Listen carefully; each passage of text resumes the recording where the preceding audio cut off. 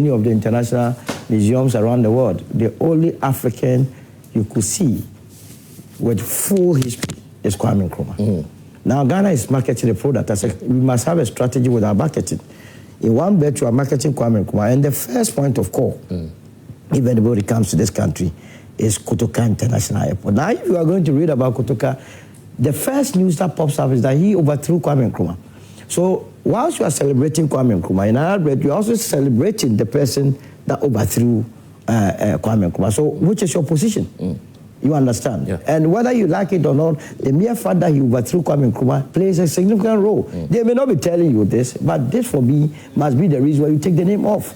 And to my younger brother... So you also bring in the cool aspect. So the gentleman says, well, it's not necessary. No, but let me address, it is important. I mean, last year or so, the MPP established what you call the institute, Ideology Institute, where the party school. The party school. The idea was to train them. I think they need to do a lot of reshaping the minds of their followers. Listening to my younger brother here, he seemed not to have any clue about his party. It's very sad. Look, you know why the MPP went to court on the 31st December case? Tell me. Either Ghana was using state money, state funds to celebrate 31st December. Every 31st December, we were using state funds to celebrate it. It took the New Patriotic Party in 1994 to go to court and say that, look, the letter and the spirit of our constitution does not support the idea of a coup in any way. For you to even go to the extent of using state funds to celebrate it. It was a heated, remember, Gary Rawlings was the president then. But the Supreme Court, in a landmark case, 5-4 decision said yes. They agreed with the New Patriotic Party. So the New Patriotic Party's original position is that they don't want to have anything to do with coup makers. In any case, I have listened to some of them, and then the argument they make is that Nkrumah was trying to make Ghana a one-party state. If you read the history, it doesn't support it because, remember, Nkrumah has been winning elections. For you to make Ghana a one-party state means you are afraid of elections. And you want to be one person. When Nkrumah won 51 elections, 154 elections, 157 elections. Yeah, but he passed the PDA. I mean, there's no data. But if you see, that is the dishonest nature of Ghanaians. And history, it depends on who is telling the history. They have their biases. If, blessed, you were Nkrumah in those days, remember I'm coming from the UP stock, so I can appreciate both sides. You were the president, and every now and then there was an assassination attempt on your life. And you knew where it was coming from. Would you sit down and not act? Well, read the where was it coming from? If you read Edugwahin Okwe, all these individuals have... You are going to read Edugwahin Okwe to me? Where were they? I just told you that history... I just told you that depending on who is giving you the history and their biases, you understand? But you come from there. You know the hole that has been dug at Rich. I can bet you tomorrow when we are gone, you would have younger generation who are biased towards the MPP come and deceive the minds of the people that Ghana needed cathedral at that time. What will we lose if the name... In 2018... What will we lose if the name remains there? What we are losing is that we are not presenting the true situation to the people of this country. Ghana does not deserve someone who curtailed our democratic dispensation. We don't need that. That Kotoka came to curtail our democracy, and so we are celebrating him.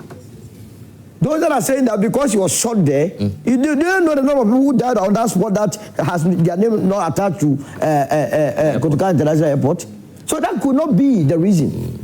The main reason that happened was that they were rewarding him for taking out Kwame Nkrumah. And I don't think this is a picture that you want to create in the minds of the people. Remember those supporters. And I listened to Afenyo. I mean, what sort of class one? Where is class one? What do you call it? Politics. Class one, minority leader.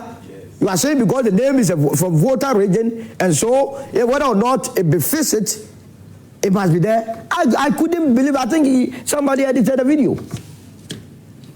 That your only reason for supporting the name Kotoka is that the person is from voter region. Hey, you must rethink. What political capital would you make out of it? I mean, before you make any statement to think that you want to crash Hence, you must know the political capital you are making out of. It will not even get to 2 votes. 2.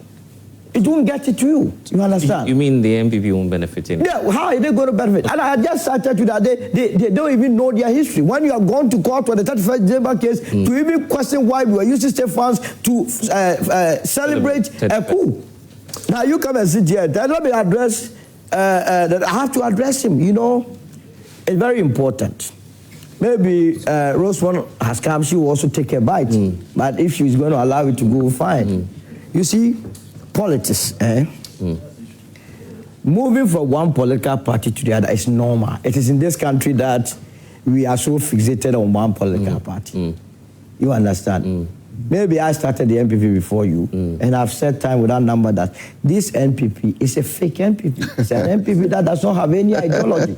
You understand? So if I sign on to a political party with a certain ideology, and they are not practicing that, I will just not be a principal person to continuously be in that political party. That is the only reason. Other than that, per your logic, if I was so fixated on positions, on money, and so on and so forth, if you move from the MPP, which political party must you go in? NDC. Is that not the case? Did I do so? No, but you followed. I followed. I went to the Movement for Change, and that I am in the United Party. And he's saying that because I wanted to be director of communication. For your information, something I don't believe in is even position on this earth. Okay. You know what? Let's not. So don't in your widest of imagination think that you can come and sit here and think that everybody reasons like you. Okay, let's leave that. So there are so many more issues to deal with. Rosemont Owusu is a presidential aide. She's joining us this morning, and thank you for giving that feminine touch to the show. I mean, don't mind these individuals, gentlemen who are. He's sparkling the place. It's very good. I know for sure. Okay, so I'll get back to you. Innocent, the point about the costs. I don't know if you've taken a look at the costs. So many numbers. You've even heard from my brother here pointing out how much is going to cost her. $5 million US. That's the concern out there. Yeah, I think there has been a lot of drama and sensations around this whole Kotoka rename. And the figures being bandied around are not actual figures. They are just tentative figures. But it will cost us. There'll be money. We can verify that. It's just tentative, and that it makes sense. When you're saying we can't verify that, okay, I mean, it stands to reason that if you take a look at the facility right now, you have Kotoka International Airport written on it. Yes. The letterheads, all the documents has Kotoka International. You have to change all of it. Yes. So even if you don't believe in the amount, there'll be cost. Definitely, there will be a cost, but to put a exact figure on it at this point is tentative. That is what I want to put across. I have been following this whole debate. I think I'm not actually catching the drift in this whole Kotoka renaming. Yes. Both sides of the debate, I'm not following. But this is my point. Okay. I'm one of the people who have for long been advocating for a change of name of that particular facility. That is a point. But the side of the minority and the majority, I disagree totally with both, because the position I hold is quite different. I think that history of a country must be told in a positive light. And if you're going to do so, the Kotoka International Airport is the first point of call when somebody comes into this particular country. And once they see Kotoka, they might want to inquire further to know what the details are. Yes. And if they come to the realization that Kotoka was nothing but a bag full of treachery, I'm not anybody who will be happy. To the CPP? No, to everybody who believed in Nkrumah's ideology. Yeah, that's what I'm saying. So no. So those who hold the other... Kwame Nkrumah has never been for CPP. He's been for the country. You understand. But you know how the UP guys feel about...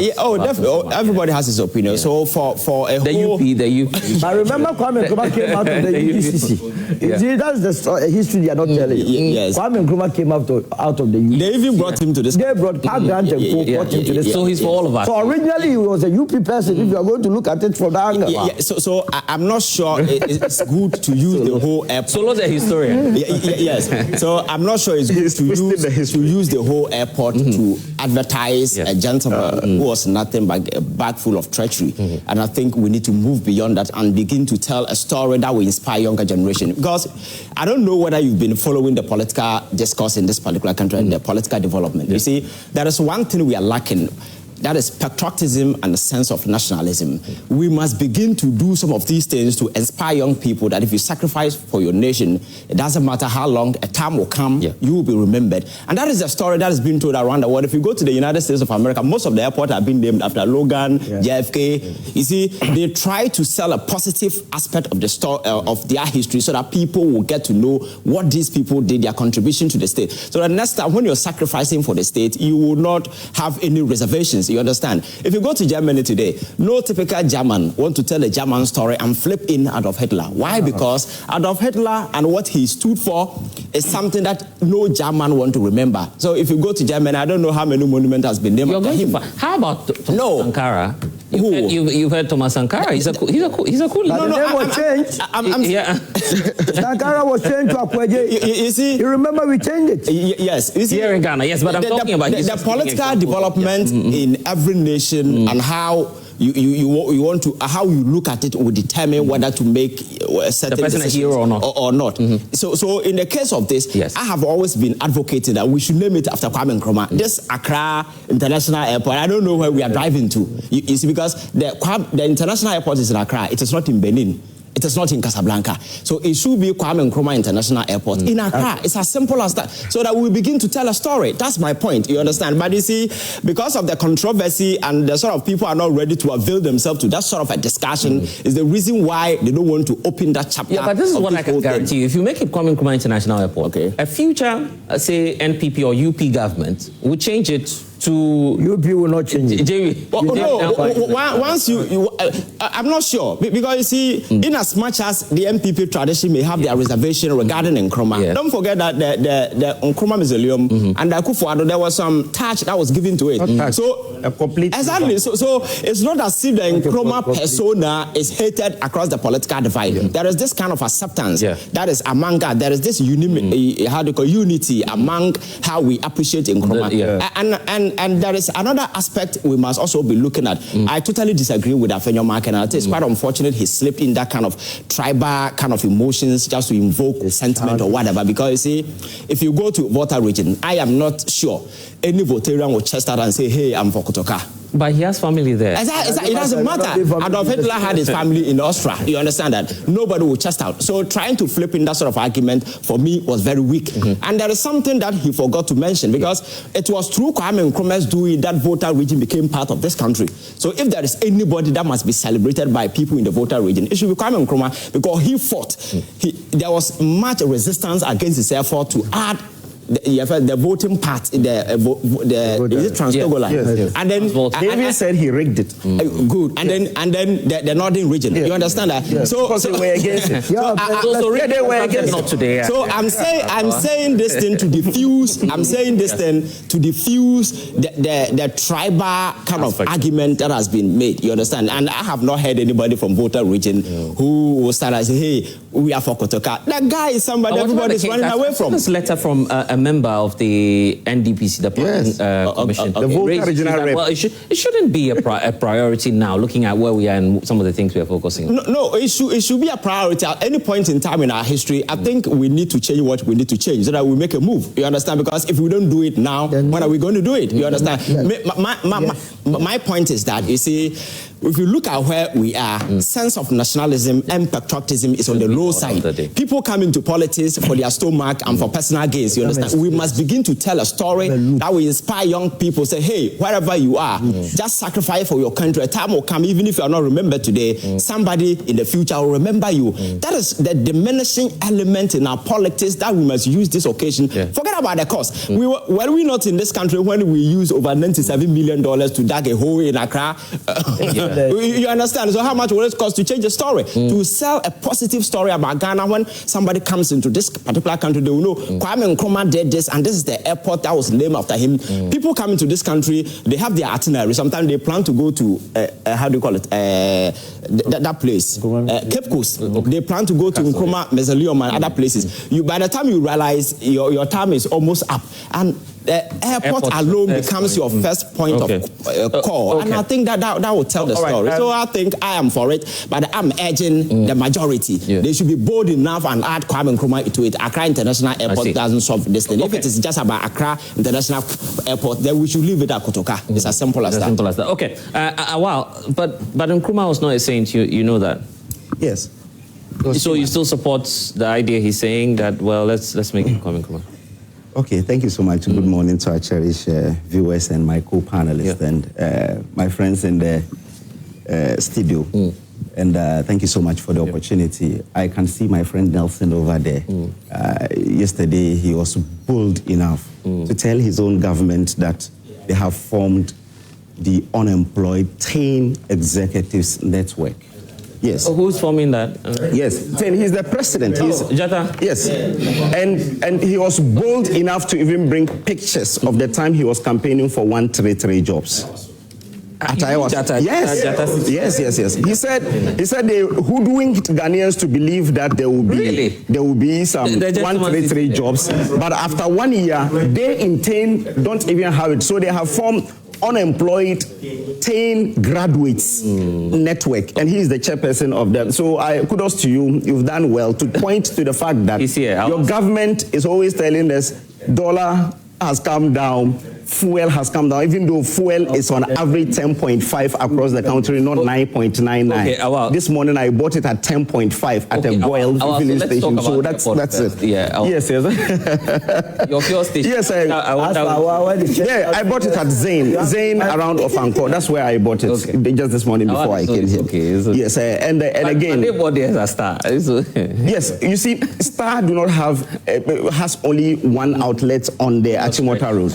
And it's when you're going like this. When you are coming, you do not have. You understand? That is one. Two is that even at Goyle, some are still selling at 10.5. Let's talk about Kotoka. No, I mean, just to clear this, they are selling at 10.5. Goyle have 450 outlets across the country. They are doing only 9.99 in 150 outlets.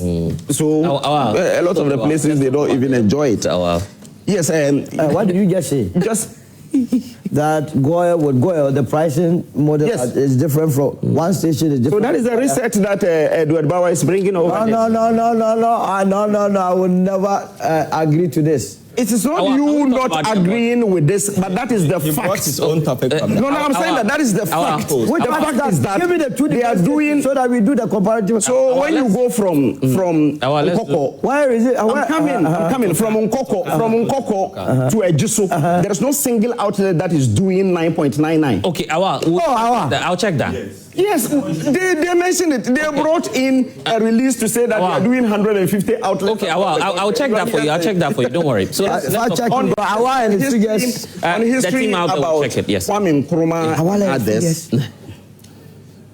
I think, yes, we don't hate Kwame Nkrumah.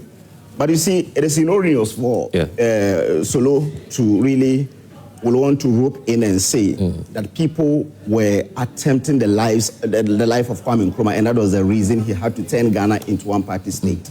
No, that's not what I said. But you said there were attempts on his life. So he won elections, but that has to do with I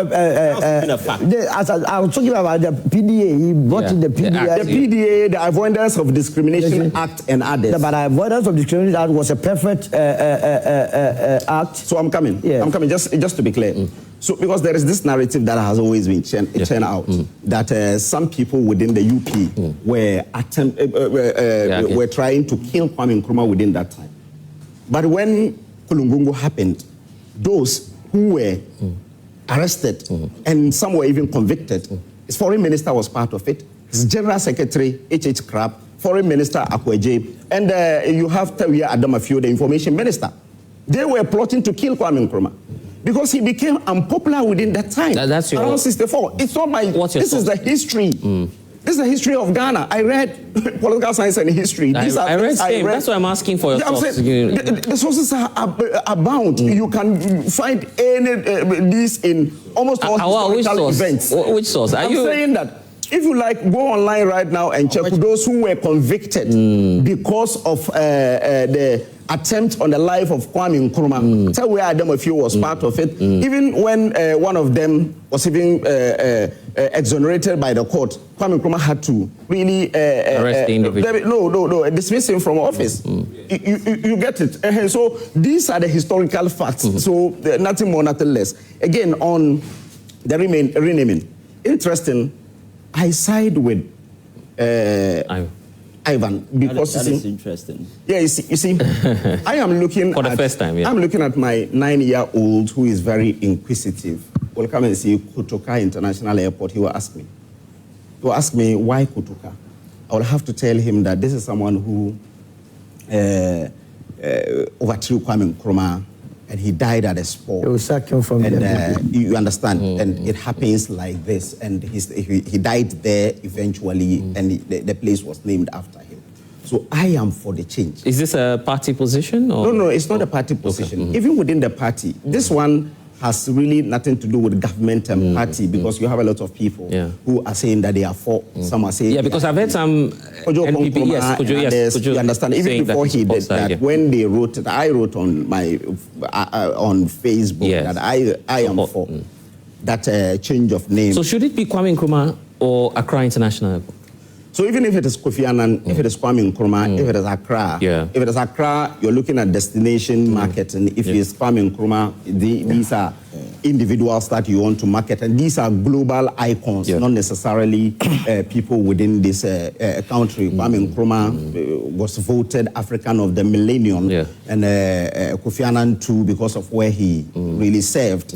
So if they are really renamed after them, I don't have any problem. Kofi Annan will be fine with you. Kotoka can still be renamed after something because of those who were saying that he died because he was chief of defense staff and was also going there to foil another coup d'etat. You understand? So if really we are minded and we think that we still want to remember Kotoka, since he's from the Volta region, we can rename him after the whole airport. Whole airport? Yes, we can rename him after the airport. The reason I'm saying this is that the letter... you don't want him in Accra, but you want him to... No, you see, the thing is that this is the gateway to the country. And I'm saying that if we are saying Accra International Airport, you are really doing some destination marketing. You are telling the people that the moment they see Accra, okay, that is Ghana, that's the capital city of Ghana and so on. So that is fine. But if really it is the name, individual, Kotoka, that we still want to remember, especially those who are propounding the theory that we think Kotoka... Don't you feel that that would be more insulting to the people of the Volta region? It is not that you say, well, he's not okay if we put him on the... it is not because of the letter by Professor Elekule Apetogbo. Because Professor Elekule Apetogbo wrote it, and in the end of the letter, he said Voltarians across the world. He said Volta House of Chiefs and MPs, Volta MPs caucus in Parliament should stand up and resist against the name change. Oh, yes, it is in the letter. So that's the problem. And this is someone who is representing Volta region on National Development Planning Committee. It doesn't mean Commission. But you understand? So it doesn't make sense if really they think that because he's a Voltarian, and they think that all Voltarians should rise up against it. I think it is fitting that if Ghanaians, majority of us are saying that we still want the name change, whether it is an individual's name who will be there or it is Accra name, Accra which will be there, if really they are minded, they can still propose and send him to the whole airport, because he hasn't come from who? No, I'm saying that he's from the Volta region. Okay, so and the person representing Volta on National Development Planning Commission has written a letter and is calling on Voltarians across the world to resist the attempt to change the name. He's in it alone. You understand? Okay. But the same argument... I'm coming. Let me just let me finish. So that is why I'm saying that if really they are minded, they can still name who airport after him. Now, the reasons don't really gel, especially the reasons the majority leader brought that, well, it's Accra people who gave the land, and because Accra people gave the land, it is good we honor them and so on. Then this should tell you that no one will be honored anywhere across the country, because look at Babanyara Sports Stadium. He's a Zongo man. But Ashanti region, when his name was proposed, there was no really resistance from the Malaysia. And the place is still called Babanyara Sports Stadium. Even though there was a resistance from Ohenijan here, and it was changed because Accra Sports Stadium was named after Ohenijan, but it was changed. So if you bring in the tribal thing, the place that you say Greater Accra, that's where I disagree with him. If you're saying that let's change it to its original name because it was already Accra International Airport, we're changing it to the original name. But the moment you start to say that, well, because the person is not from here, because if Kotoka was to be Igan, it means they will have really accepted to leave it like that. So that's why I'm saying that this one I am for. But the cost too is very important. Because you see, if you're looking at a country today where there are 4 strikes because of allowances that hadn't been paid, and the priority of this government is to rename Kotoka International Airport, to spend millions of dollars in the renaming, it doesn't really make sense. Let me bring in Rosemond, because you are closer to the presidency, so you understand what's informing this whole change. Is this a collective government position? Is this something that is coming right from the seat of government, or is just a few people within government who want to push this agenda? All right, good morning to your viewers, and good morning to our audience. I'm quite saddened by the fact that as a teen gentleman, I think I heard something like that. And I would personally speak to him after the close of the program. But it saddens my heart so much that he could not take advantage of the so many interventions we've done to reduce the unemployment rate. Because if you look at the Jumarua program, last year we supported 10,000 businesses. We intend to do it annually. Yes. Oh, 10,000. Yes, we intend to do it so you keep the figures. We'll come to you. Yes. And also, very serious. With the national apprenticeship, in fact, you would have to speak to Awal. When I speak, I don't want any interruption. This is the first time I'm meeting you. You're asking whether you don't. No, but that is unfair. That is unfair to her. Because I can see where this will get to. So if you don't set... What is the I'll give you the time. If we don't set the ground... I'll give you the time. Allow her to speak. If we don't set the ground rules... Don't worry. He won't worry you any longer. We all know Awal. No. Awal is a peacemaker. It is 3 against 1. But I'm afraid. Yes, 3-1. Yes, 3 opposition people against 1 person. Are you in government? You have come to meet an opposition. 3 government, sorry. All right, so even with the national apprenticeship program, we've pumped 300 million Ghana cedis into that program. You know, so many people have taken advantage of the program, and we'll speak to him. He's on the show. So afterwards, and we intend to. I would personally also speak to him because we are from the same party, and I would want to encourage him. You understand, to take advantage. Even with the recruitment into our security agencies, there were times nobody heard about recruitment into our agencies. Let's be sincere with ourselves. At what point did you even hear people recruiting people into customs, GRE? But now it was published in the dailies. No, but in the lead and you were to apply, and the deadline was about 20 January. That is a transparent But in the lead up to the elections, the NPP actually started a police recruitment exercise. Started it when? But they started it when the election was started. When the election was, you mean when they were pushing people after they lost the election into the various agencies? Is that what you're talking about? But it's still recruitment. No, the point is that recruitment should be guided. You understand? It should be guided. It should be fair, so that people can take advantage of it, so that the young gentleman can take advantage of it. Because if recruitment is done in secrecy, then what does it intend to achieve the purpose of solving the unemployment situation? But in any case, the MPP, we know them. They recruit, it's all about family interest. You understand? And there has been no transparency whatsoever as far as recruitment is concerned. So now let's talk about the airport. Yes, so that was just to take on that bit. I would still mention Awal's name as he's very insincere. you know, talking about fuel. So are you telling me that you were very happy buying fuel at 23 cedis per litre? If you do that, you know, Awal will come back. So I want us... No, he would have to come back, but not when I'm speaking. So he would have to come back. You understand? So it's important that you see, Ghanaians hate it when you disrespect them. That is what I'm expecting him and his people to know by now.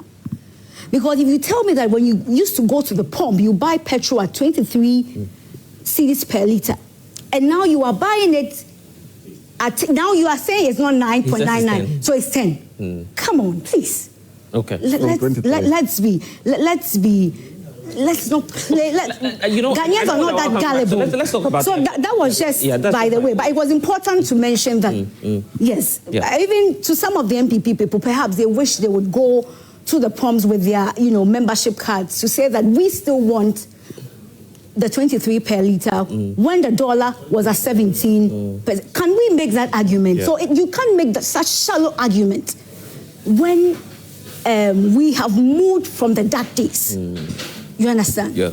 Yes. So that was just by the way. Back to my question on yes. The Kotoka International Airport. Let me also say this quickly. I think I heard somebody in the audience talk about the fact that the Burkinabe president came for the swearing in. Yes.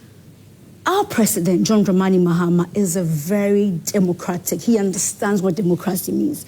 And he is even trying so hard to make sure that the 3 states that broke away from the ECOWAS, now calling themselves the Sahel state, that is Mali, Niger, and Burkina Faso, he is trying to ensure that he brings them back to the fold, into the ECOWAS, on the ECOWAS table. So if our president, who loves democracy, is doing his possible best to bring his brothers back home and invites them that come to Ghana, see what is happening on, you know, 7 January. I have been democratically elected.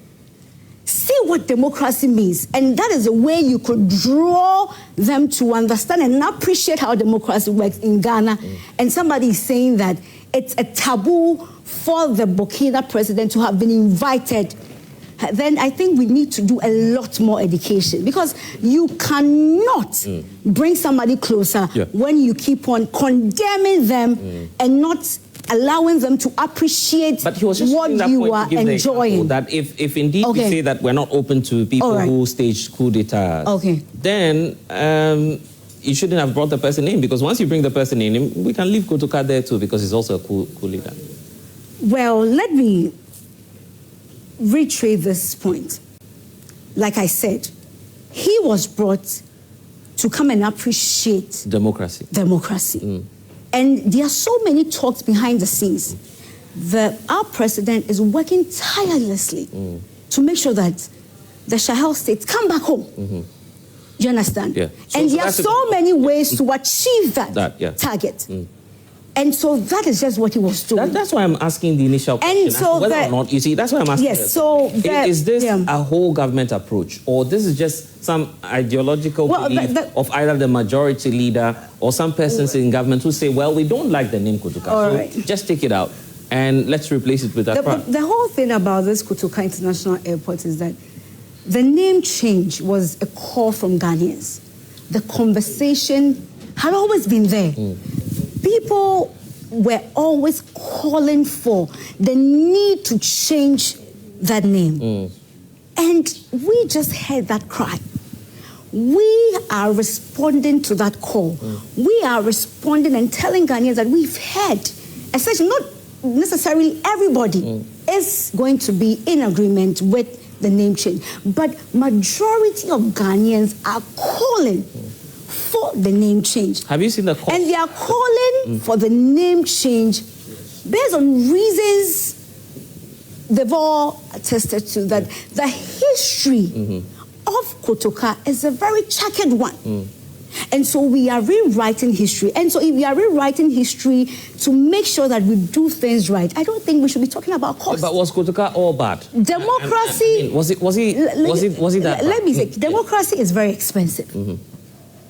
And if you are trying to undo a wrong, you don't even talk about cost. I am not saying that there's not going to be any cost associated with this. Of course, there will be administrative costs, changing of names and all that, but can it be compared to the price we want to pay to uphold democracy? That is the question we should ask ourselves. For me as a person, I feel that if Kotoka threw away a legitimate government of the Nkrumah, administration, then personally for me, I don't think I should be talking, or I would not be so fixated on the cost, because I understand and believe that we are trying to preserve our rich history and trying to unwrite or undo the wrong. It's the best way to go. It's the best way to go. That is what I sincerely believe. What will government do about the concern from the regional rep of the NDP? Yes, I'll come to the regional rep. But you see, they mentioned Afenyo Marken in their submission, and I was also very disappointed, because how can you tell me that Kotoka International Airport, Accra, is the same as Accra International Airport? The grammar, those who appreciate grammar, is it the same? You understand? So this is how the MPP always tries to belittle, serious conversations, because it's entirely different. In any case, we are not saying renaming. From what our transport minister has said, we are just trying to bring the name back to what it used to be before, which is Accra International Airport. Is that not the case? Yes. That is just the case. The conversation could be advanced when people who are the Nkrumahs, the CPP people, or other well-meaning Ghanaians are saying that, well, he overthrew Dr. Kwame Nkrumah. Dr. Kwame Nkrumah even ensured that we restructured the airport, which used to be the British Air Force base, to making sure that it could now take care of about 500,000 people annually. As far as an airport is concerned, then why not name it after Dr. Kwame Nkrumah? That could be an argument that could also be advanced. So it is not bad in its entirety.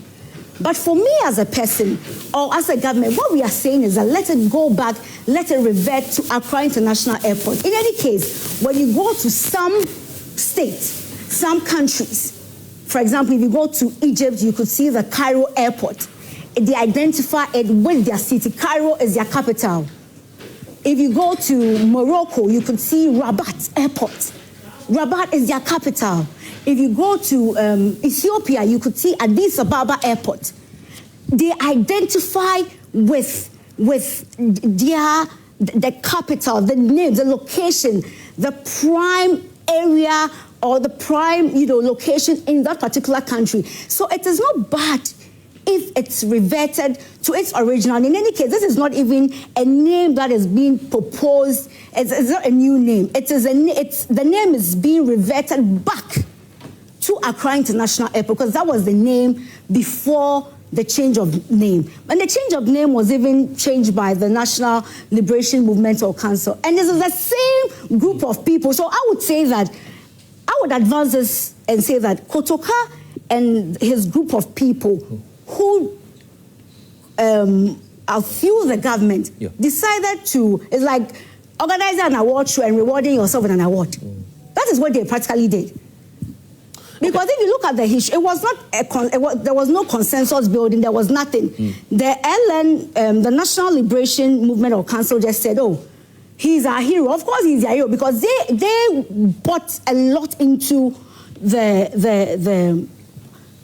overthrowing, legitimate government. So they decided to just award themselves with that name. And so if that name, like I already indicated, it's a wrong. Because of even where it's coming from, they sat themselves just like a group of people where we decide in consensus that, oh, this is our leader, we like what he's doing, in quote, misbehaving. So let's give him, let's give that name to him. And we have now, after so many years, realized that no, A wrong was done. So we have and there's a need to correct it, and we have decided to revert the name back to Accra International Airport. I personally don't see anything wrong with it. But she didn't speak about the Volta regional person because she condemned Afenyo. I think, but you know what? The man who even scripted something, wrote something, and published it. You know, she didn't condemn. Are you the moderator? You know, I think you ask her. The question you ask her I think we've. But they are in the same. I think we've spent too much time on this. Let's deal with the matters relating to the economy, because that also concerns and affects each and every one of us. Yeah. Let's do that. So 3.8%. I'll come to you in the audience. 3.8%. That's the rate of inflation. I have heard some members of parliament say that, look, the figure we are mentioning, it's not really impacting people on the market. You've heard some of those points as well. I've heard it. I've heard also a lot of. In fact, Awal here is suggesting to us that even the fuel. Yes, but there could be that disconnect. I mean, we must face it, because you see, Ghana is a consumer market. The person is selling his or her product. He or she is not under any obligation to reduce it. It is for the buyer who is going to buy to, as it were, sample the very market and look at who is selling the same quality at a lower price. That is the first point. Secondly, it must be stated clearly that inflation does not mean reduction of prices. In fact, if there was zero inflation, what it technically means is that the last price that you met will remain same consistently, because inflation is the rate at which prices increases at all material time. Where there is deflation, that is where you would expect prices to be reducing. But we have been saved by the fact that there has been stability in the currency. In fact, the cedi to the dollar has reduced somewhat, and that is what has reflected in some prices of goods and services being reduced. Other than that, the prices at which we left in 2024 should be the same or some marginal increases. And so those that are saying that they are not seeing the impact, they are right, that it is not causing huge reductions in prices of goods and services. But that must tell them that if the trend had continued, their lives would have been worse off. We went to inflation. Which trend are you referring to? Oh, when Dr. Mahmoud Omar took us to 54%, were you not in this country? Why not naming President Akufo-Addo administration? Akufo-Addo said he brought Mahmoud Omar because he was the economist. He was a wizard. We have been told by the wife that the husband is a wizard, economic wizard. In fact, Napo has come to tell us that he was the wisest person and still the wisest person in the new patriotic party. No. Is that what he said? No, he said cabinet. But cabinet is the creme de la creme of the party. Yeah, cabinet is the creme de la creme. NPP. I mean, you know the NPP is bigger than cabinet. Cabinet is the creme de la creme. Napo is telling that he was the wisest person in cabinet, and the wisest person took us to 54%. But what I'm saying is that it is a good thing. The last time I came here, I told you that in Tehran, in Iran, the confusion there has to do with inflation. Inflation at 40%. They are fighting their government. They are causing the government. They want to overthrow the government because inflation is at 40%. Remember what happened in Sri Lanka when inflation got to 52%? They overthrew the government. So we had 54%, but I don't know, Ghanaians have a special way of dealing with what is. We held on to it, we entertained it, and then we moved on. So anybody that discounts inflation in matters may not know what he or she is doing. The other bit is that I have heard a number of people question the basket. But I checked the basket. The basket in using to calculate inflation has been so since 2015, ever since we did the rebasing. So on that score, nobody. But you see, it's the reason why some of us left the MPP. You have a lot of dishonest people in there that when they know the truth, they decide to do otherwise. In 2013, 2014, you remember Kwaku Kwati led a press conference and even questioned those days, Madam Bediako, that she was getting the calculation of inflation rates wrong. That is how we bastardize institutions. We must not sit down for anybody to bastardize our institutions. In any case, You can measure the performance of any government based on some of these indices. Are those that are saying that it is not translating into the pockets or reality, saying that we must from henceforth discount inflation figures, exchange rate figures, GDP, international reserve, and so on, so that they tell us how we must measure the government of the day. Beyond the stability of the economy and achieving this 3.8%, the next thing all of us must be clamoring for is how we work more to translate it into each and every home. You see, one of the reasons why people normally do not feel some of this impact has to do with unemployment. The person is already not working. You understand? So whether or not prices go up or down, he doesn't even have money to go and buy anything. So to such person, when you are telling the person, oh, inflation is 3.8, he or she cannot appreciate because already he doesn't have the money. But if the person was working and receiving salaries every month and knows that the rate at which goods and services or prices were going up has stabilized, and so the very money, mind you, when inflation is going up too, government comes in to increase their minimum wage. So if your minimum wage was increased based on a prevailing interest rate, inflation rate, and that inflation rate has dropped, it means it gives you money. It gives you higher purchasing power. And then you can appreciate it the more. But you can never discount it. We must now then move into the real sectors of the economy. And by real sectors, improve on production. Because if we don't produce a lot of this, and once again, let's also educate people that there are two types of goods that we have in this country. We have imported goods and we have locally produced goods. You hear people say that there has been egg glut, rice glut here and there, but they are not even buying their wares. Now farmers in the northern region and across the country are crying that they have a lot of rice in stock, but people are not buying. They are not buying because they are facing stiffer competition from importers. Now their prices may seem cheaper, but I can tell you if you compare it to imported products, the imported product seems cheaper than the locally produced goods. And it is the reason why, from the United Party's perspective, we believe that there has to be a correlationship between inflation, exchange rate, and interest rate.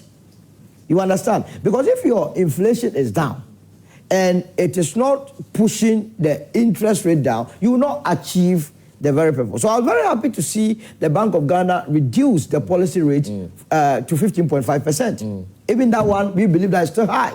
Because you are comparing Ghana to your neighboring countries. Ivory Coast is doing 5.25%, Togo is doing 5.25%, Burkina is doing 5.25%. What it means is that if you added the risk profile, you know, when you go to bank to go and borrow, they add something they call risk profile. That looking at you, maybe you are old, you have to add 3.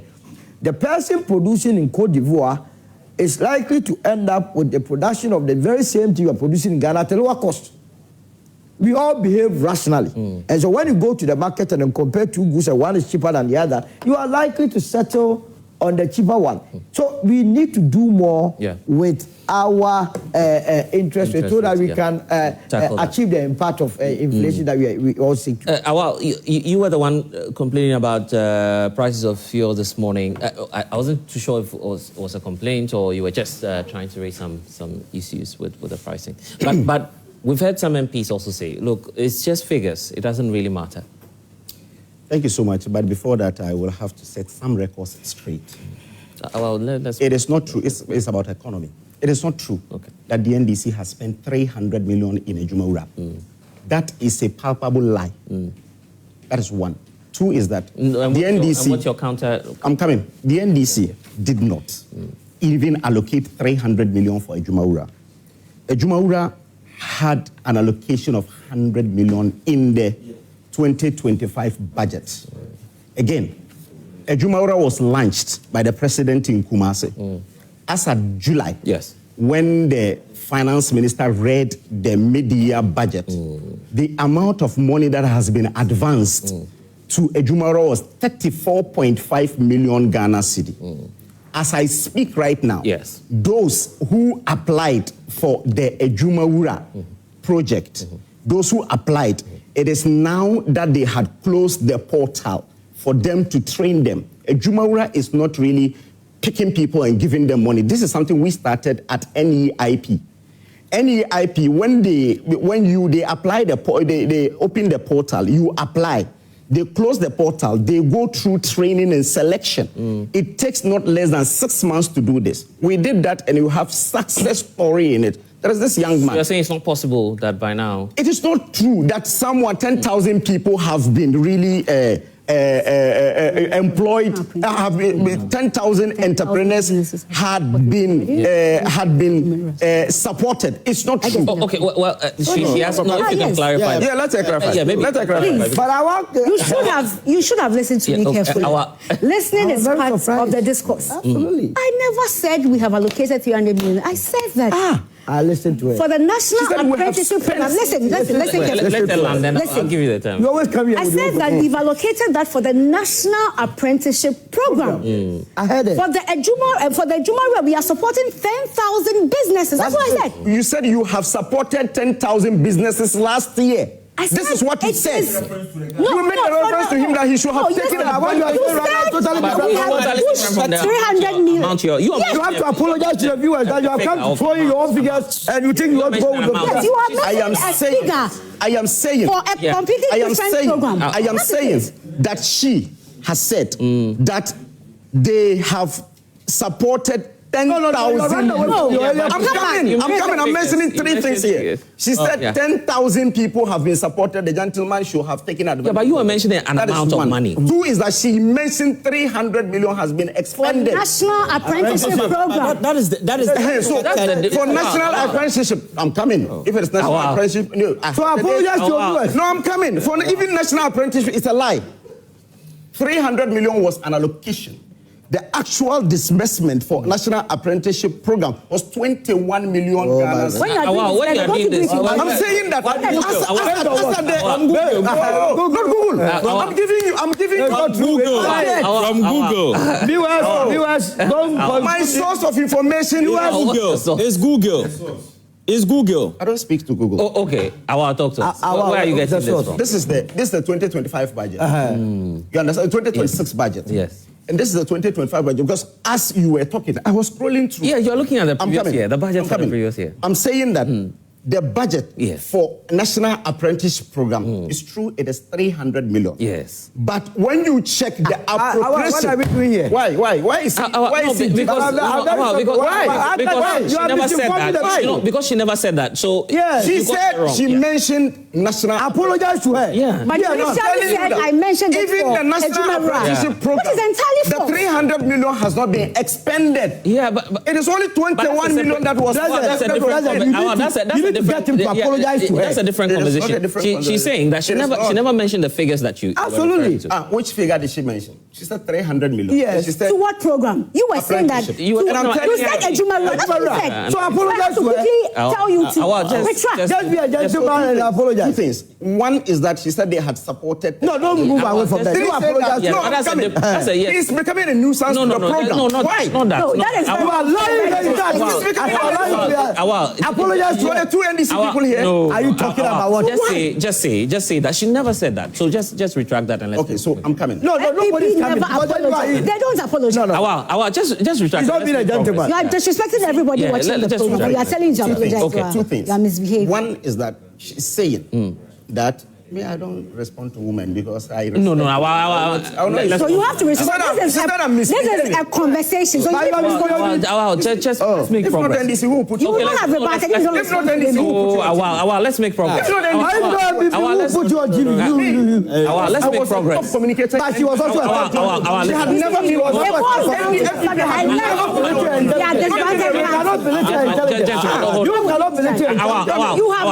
We've told you to apologize. Apologize. Awal, this is what we'll do. Awal, I think your comments were a bit far-fetched. So when she said I'm misbehaving. No, Awal. Of course you're misbehaving. With lies. Awal, but I'm not surprised. Statement and let's what make should progress. I withdraw? I'm not the fact that she never mentioned those figures, and that's not what she was referring to. So let's make progress. I'm saying that. Just retract that. I'm still saying that she mentioned that the gentleman should have taken advantage of the 10,000 people. But you mentioned an amount which and I'm saying it is not true that they have supported 10,000 people.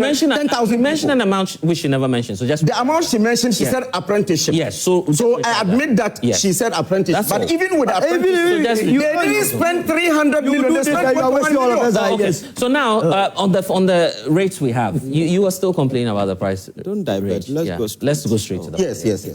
So on inflation, I think yes, we have seen progress, and I think it is something that we anticipate that indeed in 2025 there will be some progress, because when we took over in 2017, the inflation was around 15.4.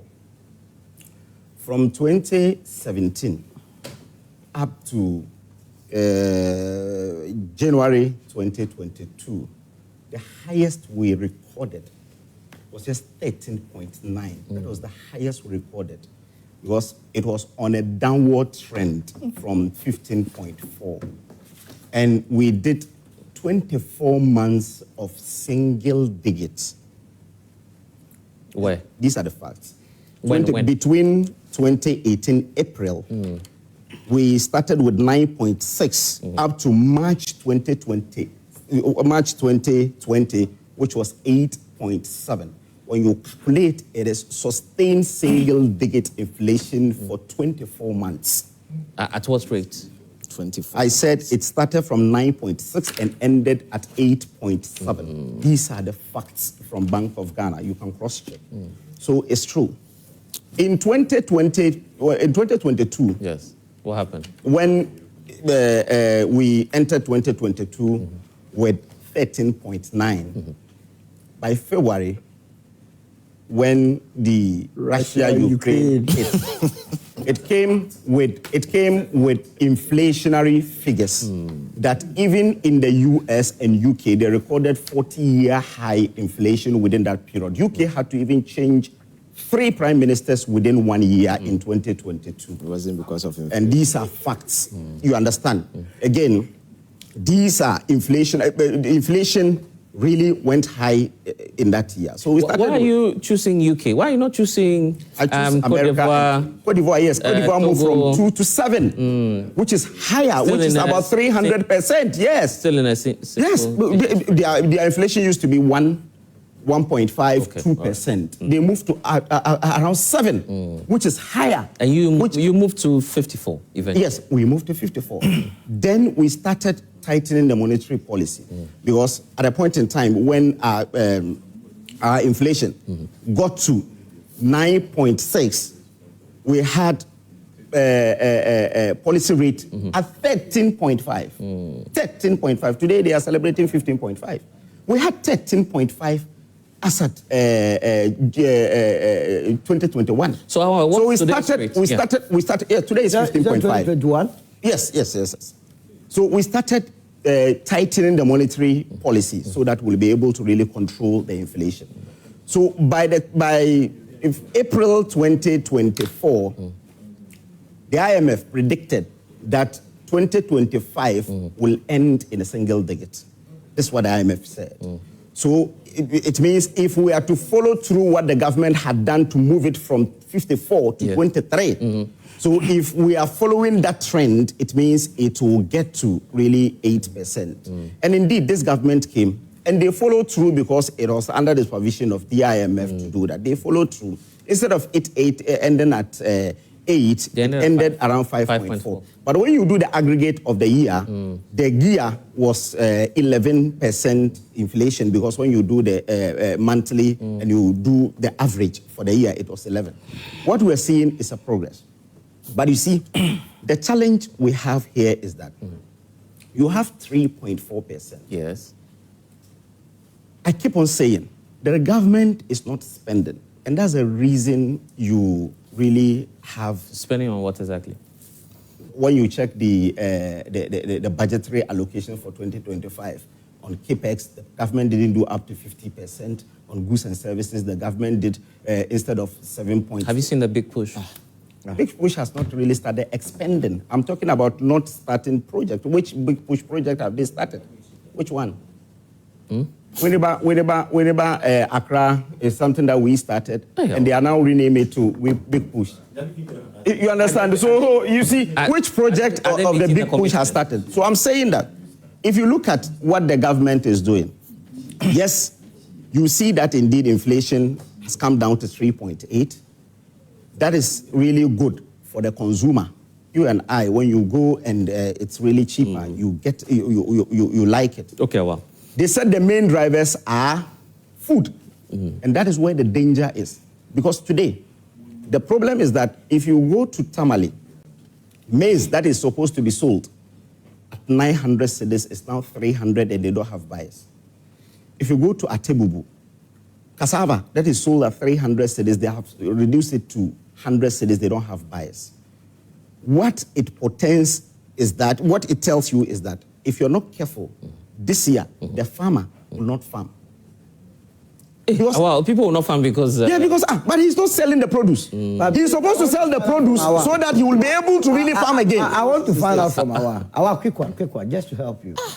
You said the inflation jumped to 13.5% because of Russia-Ukraine. Is that not the case? No, I said we entered January at 13.9. No, but Russia-Ukraine was started from 15, which is February, 15.7. Then it moved up to 54. Then it started coming down. So, Awal, the question is, do we still have Russia-Ukraine war happening? Is the Russia-Ukraine war ongoing? That's an unintelligent question. That's a stupid answer. That's a stupid answer to me. But that's an unintelligent answer. That is a very stupid answer to me. Let me bring innocent. Because if you have people like this asking this question, why did it shows how so shallow that he doesn't even appreciate economic data. You don't do anything. When I said we did 24 months, he said, hey, inflation, he wrote and couldn't. Okay, let me hear from you. Yeah. Okay, Ivan, let me hear. Ivan, let me hear from you. Yes. You come and sit here and refer to. Ivan, let me hear from you. Yes. I'm only pointing to you that Russian inflation happening. Okay. Inflation is going down. Ivan, addressing your mind to that shallow argument that you are here throwing your way. Ivan, let me hear you. Ivan, let me hear you. I think we need to. No. We'll not appreciate that on the show. It's solo. Just. Ivan, let's hear from you. Ivan. Yes, I don't. It's okay. Yes, Ivan. Yes, right. I think we need to appreciate what is happening. Yeah. If you look at the sort of Ghana we found ourselves in yesterday, and you look at Ghana we are in today, you can appreciate a certain transformation. A lot of things have changed within the economic space, and that is a fact, backed by data, statistics, whatever that you want to put across. Because if you look at the numbers, the inflation numbers is one of them, the debt to GDP is one of them, the CD posting appreciation of about 40% last year is one of them, which according to Bloomberg is the highest in the last 30 years. And Bank of Ghana also dropping policy rate quite recently. These are indicators that in its aggregated form translate into the economy. So if you look at the inflation specific, there is no single market of inflation where you find some sort of uniformity because of the market we find ourselves in. So price disparity will always be there, depending on where you shop or where you buy from. That is a fact.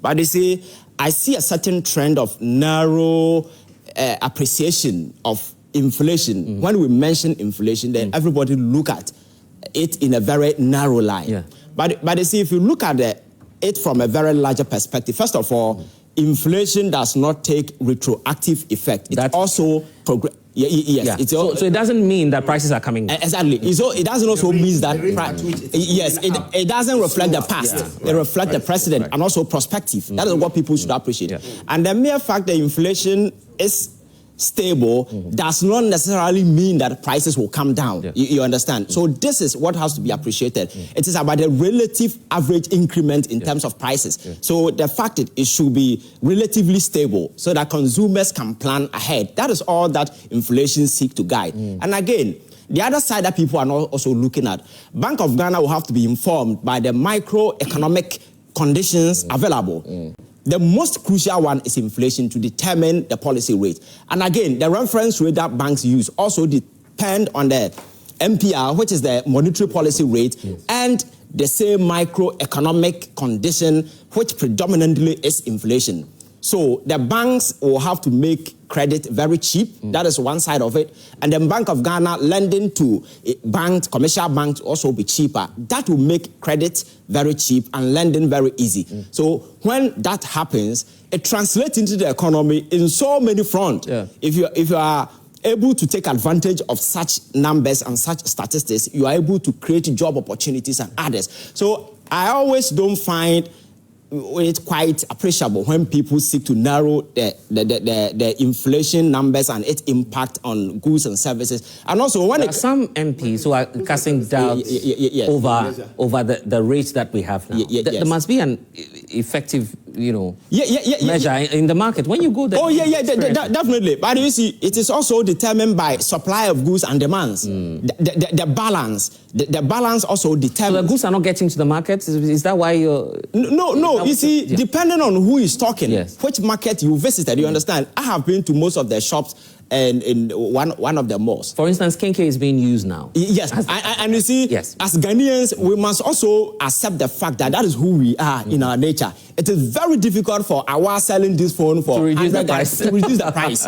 We always seek to make profits. So the profiteering aspect of businesses has always been part of us. But that would be a challenge for government now, because you can't force people to reduce. You understand? So that is where the challenge is.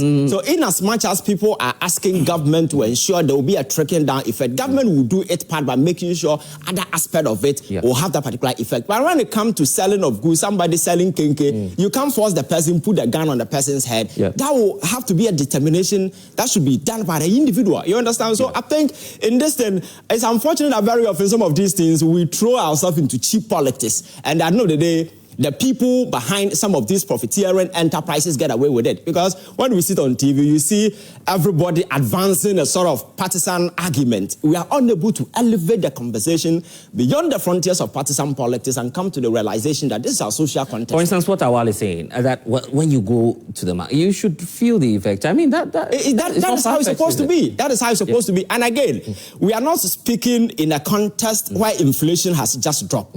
We are speaking from a context where the cedi has appreciated considerably, and that should naturally affect prices of goods and services, especially those being imported in this country. And we live in a country where majority of the things we consume come from abroad. But for the average Ghanaian in business, they are looking at the profit they made yesterday and they want to double it or maybe add something up to it. You understand? That is a challenge. So we as people must also take up the challenge and begin to let this thing reflect. Because John Mahama cannot sit in the Jubilee House and say, reduce your Kyei, reduce this because I have done that. He used it to campaign.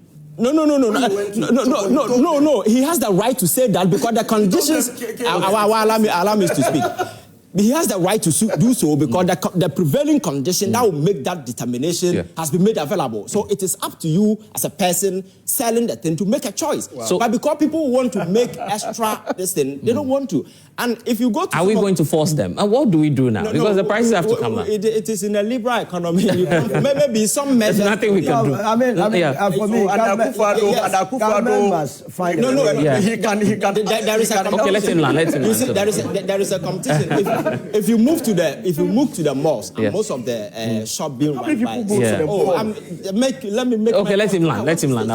If you go to those places, you realize and appreciate this kind of decline. Because there was this thing, air conditioning, the last time I checked, it was 6,000. I went back the same time, it was 4,000. You understand? So it means if you go to those sectors, some of these places you see the you understand? But plantain is going high. Oh, Charlie, will you stop this? Okay. Yes, plantain. You know what? Plantain is going high.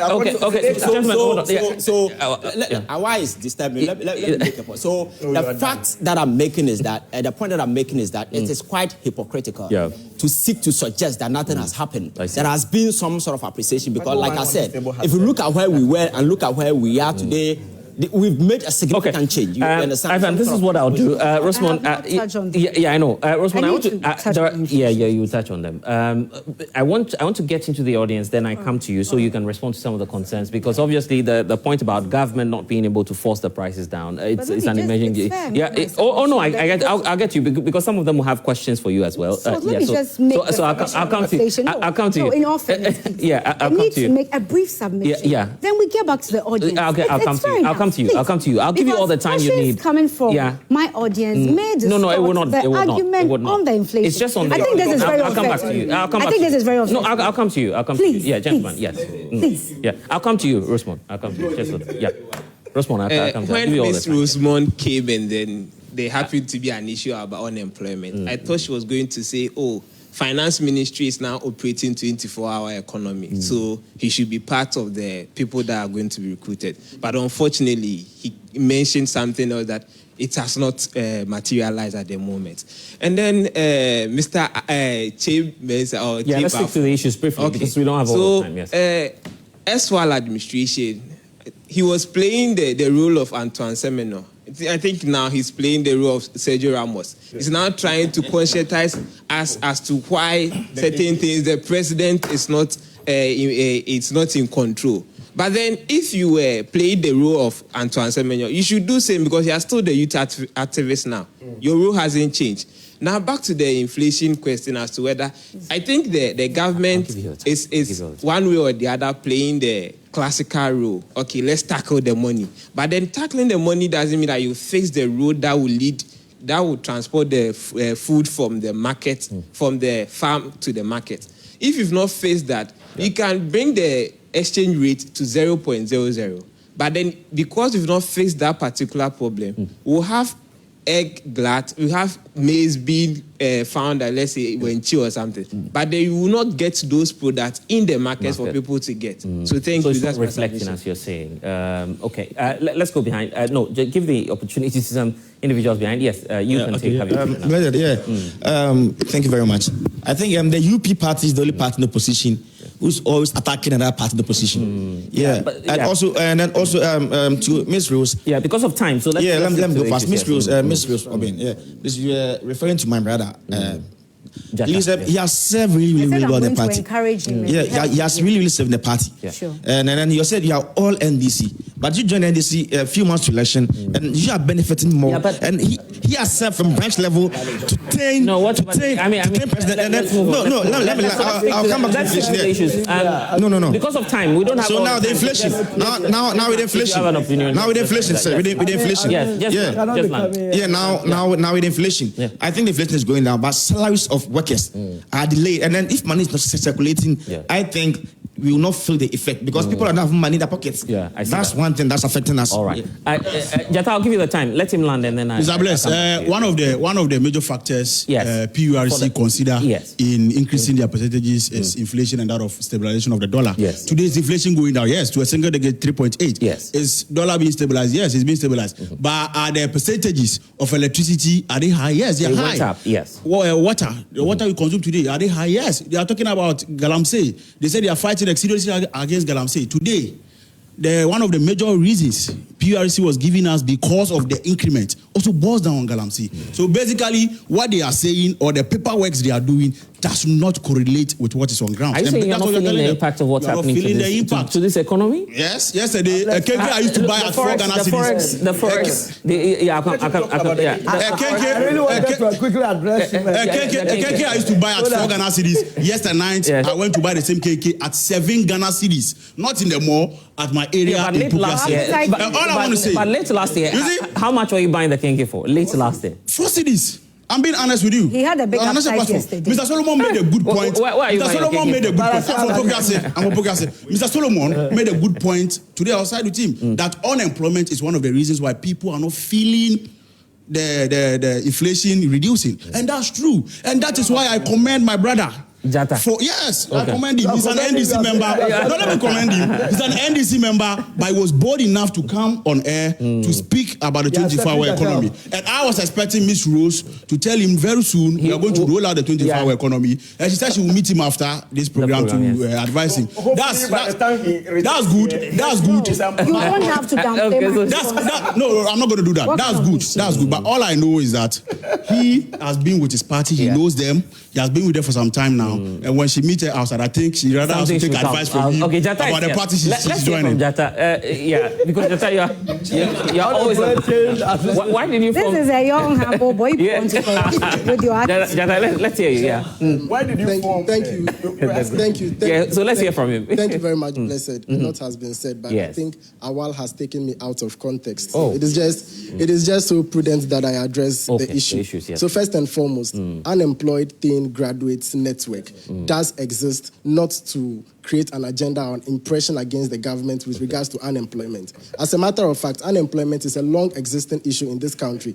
And as a matter of fact, unemployment in 2024 is somewhere around 14%. In 2025, by 2025, as we speak, unemployment is somewhere around 12%. There is an appreciable decrease in unemployment. And one of the reasons why currently we are still facing or trapped in the unemployment, clue is because there was a government that existed and failed to create opportunities for people. Awal was at the youth employment. They didn't do anything. They did nothing. Okay. Because they spent $58 million in creating a pit, while they could have created an avenue for young people like us to make meaningful contribution to the country. So this group exists to encourage our members that the problems we are facing has nothing to do with the John Dramani Mahama government. Actually, what we exist to do is to share opportunities to our members. We share opportunities. So it's a networking platform. It's a networking platform. But why did you over 200 members? But why did you form this long ago? You didn't form something. No,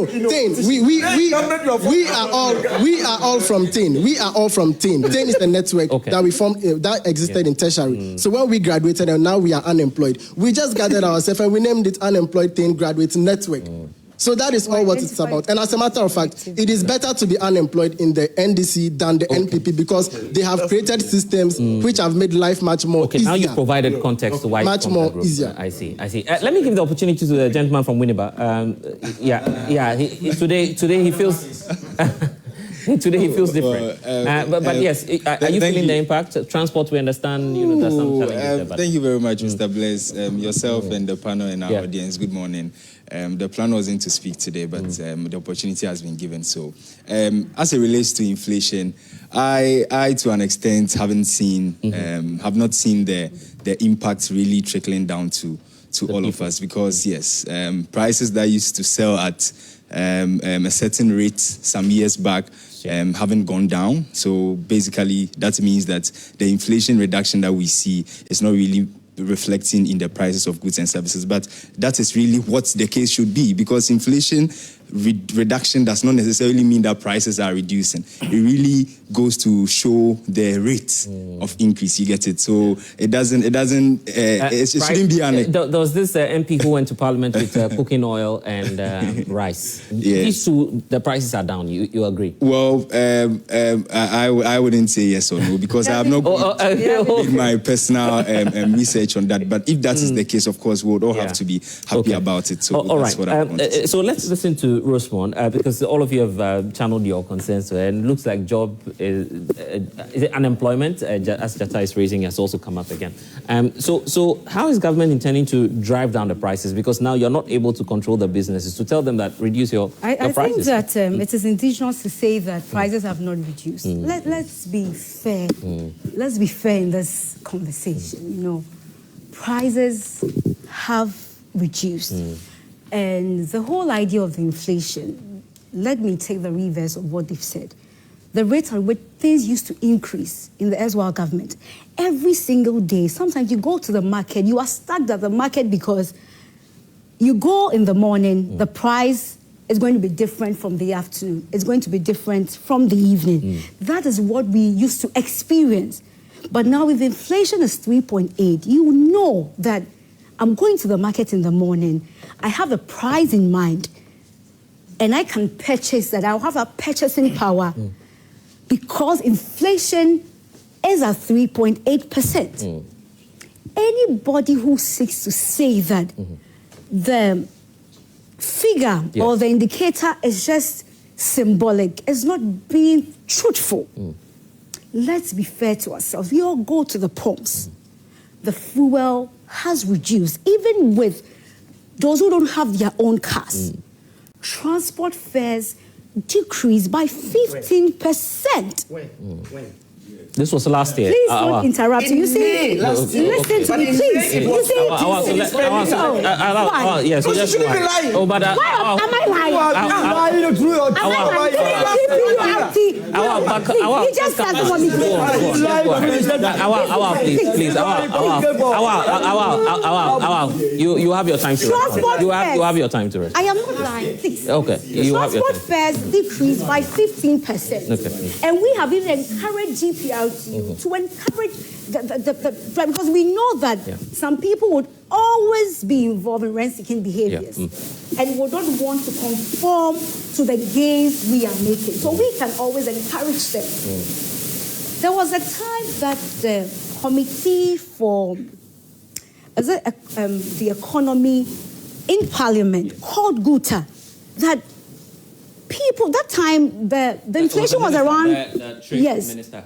No, they were called to Parliament. Yes, because there was a need to reconcile the gains we had made with the inflation rate, with the expenses. And they responded to Parliament's call and said that let's put the list of about 4,500 items. And they were able to defend the cost with the items months ago versus what we were experiencing. That was even last year. And that is glaring. That is there for everybody to see, from the prices of cement, the prices of roofing sheets, the prices of simple commodities. So if you decide to say that you're not seeing anything, then you are trying to have a certain level of amnesia. Be very selective in the gains we are enjoying.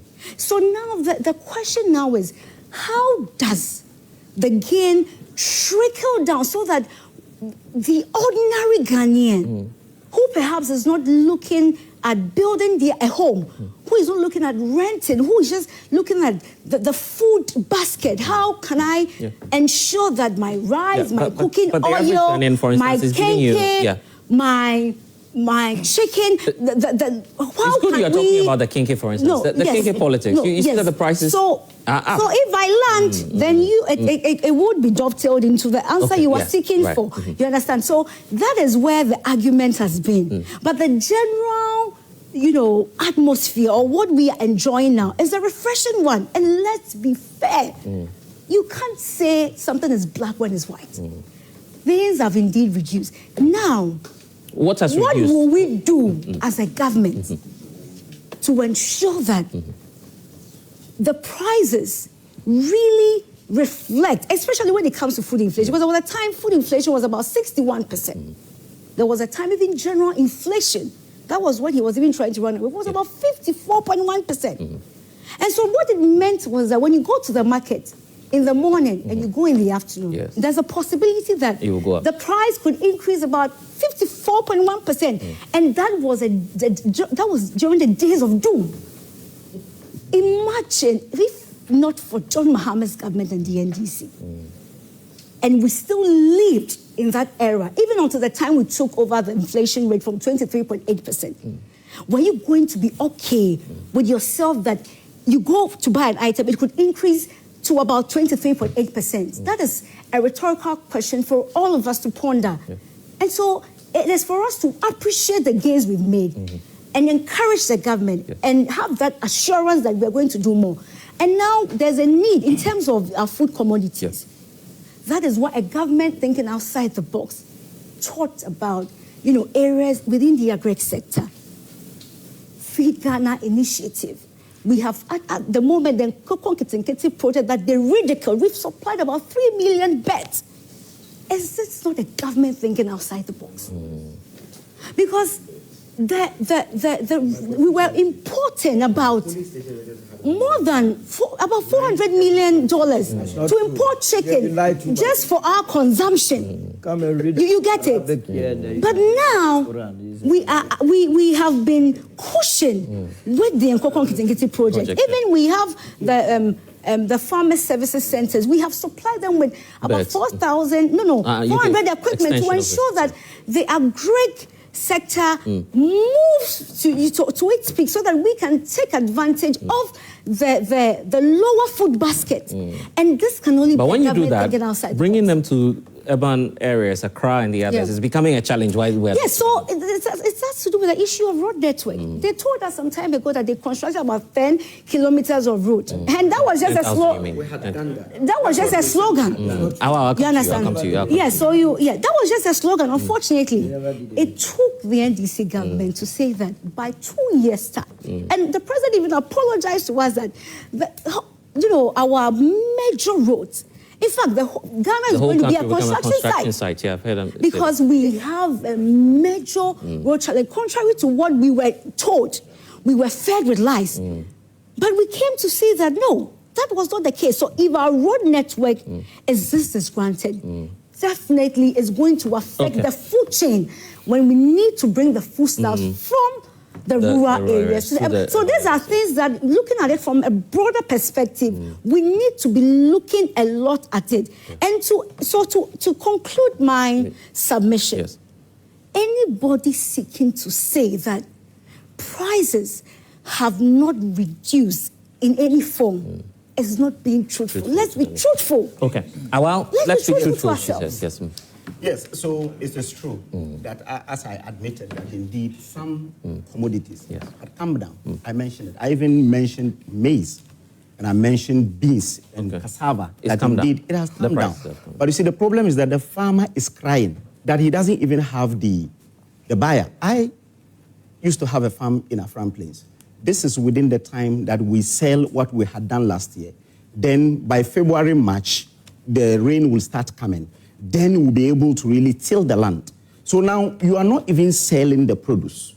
The reason is that the government has taken the disposable income of the Ghanaian. If you read the budget, in the 2026 budget, they said Bank of Ghana has done open market, the sterilization that they are doing. They had taken 62 billion in sterilization. So that translates to... Yes. That translates to taking... Yes, the purchasing power of the Ghanaian. Because you see, how? They are saying that because they wanted to tighten this inflation, they engage in sterilization, which means they had given do you people... ever go to the bank and you're not able to draw down your cash? I didn't say draw down. Okay. I'm saying that they have given incentives for people to put their monies there through bills and so on. That is the sterilization that they had taken. And again... Because you're talking about purchasing power. Yes, I'm saying that the purchasing power of the Ghanaian has really been taken from him because Aktofosin told us that Bank of Ghana did sterilization and took 62 billion from the open market so that they will be able to control inflation. Is that not about money in circulation? Yes, the money in circulation I'm talking about. From purchasing power, isn't it? No, I'm saying that, but when you take the money in circulation, what happens? The purchasing power comes down. The money is in circulation. And you have taken the money in circulation. How will the person get money to let's all agree. That is one. Two is that someone like Jata, I'm coming. I ask you the question. Have you ever been to the bank and any of the banks has told you that you can't draw down your cash? I didn't say that. Yeah, so I'm saying that money in circulation is what is used to buy the goods and services, right? Well, now the government is saying that we have taken a lot of money in circulation. So who will buy the goods and services? That's a fiscal policy. Yes. So that was saying that the fiscal policy is affecting the farmer. That is why the reason the farmer from 900 is coming to 300. Now I'm coming. That's why I'm asking you the question. You have to answer that question for me. Have you ever been to the bank and any bank has told you you can't draw down how much you say? I answered that. So let me continue my... I'm sure. Can you answer that question for us? I'm saying that there is money in circulation. Bank of Ghana is saying that the money in circulation is driving inflation. Yes. So they had started a mop-up. Yes, the mop-up. Yes, the mop-up. Yes. So that they will be able to take a lot of money in circulation. Yes. I'm saying that money that has been taken in circulation is not really giving people opportunity to spend. And I'm saying that your savings. I mean, I'm not talking about individuals. I'm not talking about individual savings. Someone will think. But how do you purchase? Initially, I'm coming. So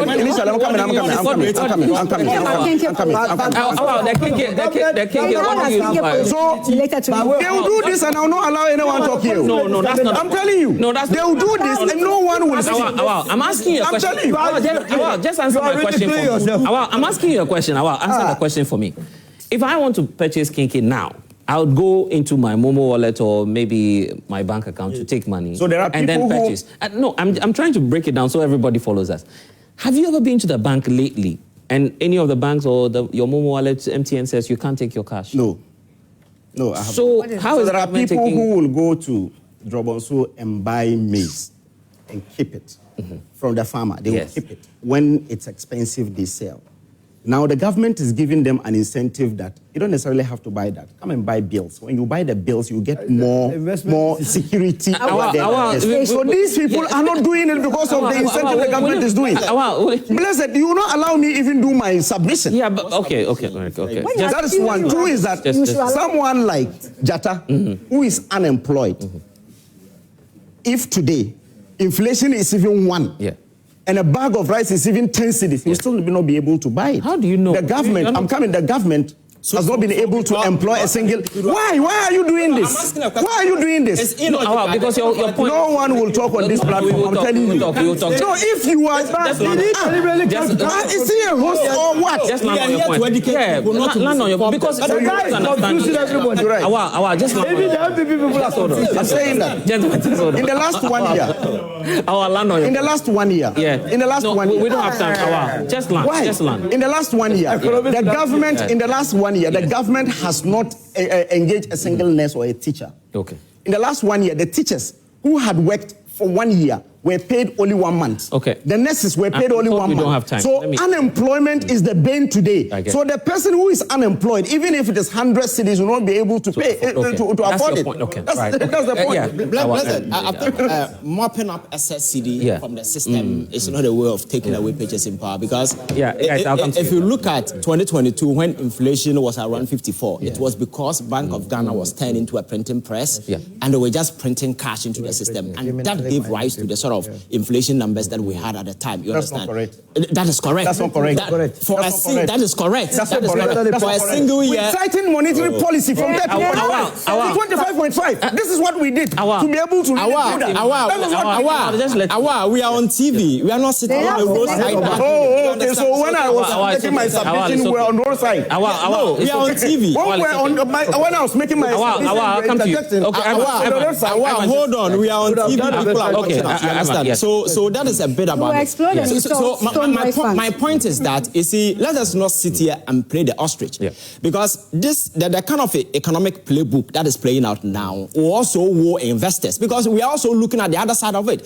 Because if you don't believe in the statistics that is being channeled by the Ghana Statistics so far as inflation is concerned, if you go to the rating agencies out there, they are already writing their books about Ghana's economy. It tells you that something has happened. So why don't you appreciate it and make sure that we move on from there? You understand? Right. So that if you go to America today, the inflation rate is quite low, but there is disparity in terms of prices across board. So that uniformity, you will never have it. Do you understand? So for me, as a Ghanaian, my concern is that in the past, Ghanaians were in serious hardship. Now there is this sort of this thing that is happening, and I want Ghanaians to take advantage of it. For me, that's my major concern. You understand? By your voodoo analysis and this kind of economic it's not anywhere. It's just a conjecture you are all trying to make. They just sent me a message that. Oh, teachers? Yeah, teachers in Tempani Secondary School. Okay. TEMSEC. Okay. They say they are so much disappointed, particularly the economics teachers, with what Awal has done this morning. If you want to mop up excess liquidity from the system, you don't reduce the policy rate. In fact, it would have been the reverse. The Bank of Ghana would have increased the policy rate so that I mentioned, I said we tightened it from 13.5 to 25.5. Did I say we reduced it? You say the government took me out of context. Just land from. I said we tightened it. When he's called, you be honest to yourself. The truth of the matter is that. The truth of the matter is that there is much being done by this administration. Let me tell you, I'm an opposition person. Okay. But when you're an opposition party, you have to be responsible. You don't criticize for criticizing sake. I have said time with that number that there will be a time that we will have an opportunity to criticize the NDC. First of all, this administration came into power. The Auditor General has not even brought its first report.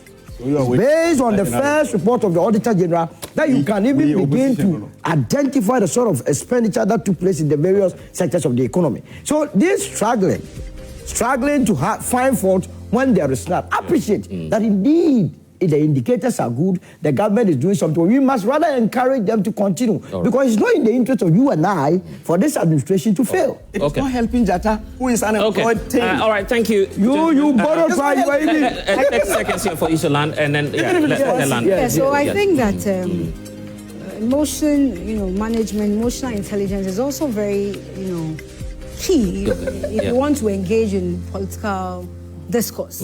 And it's important that my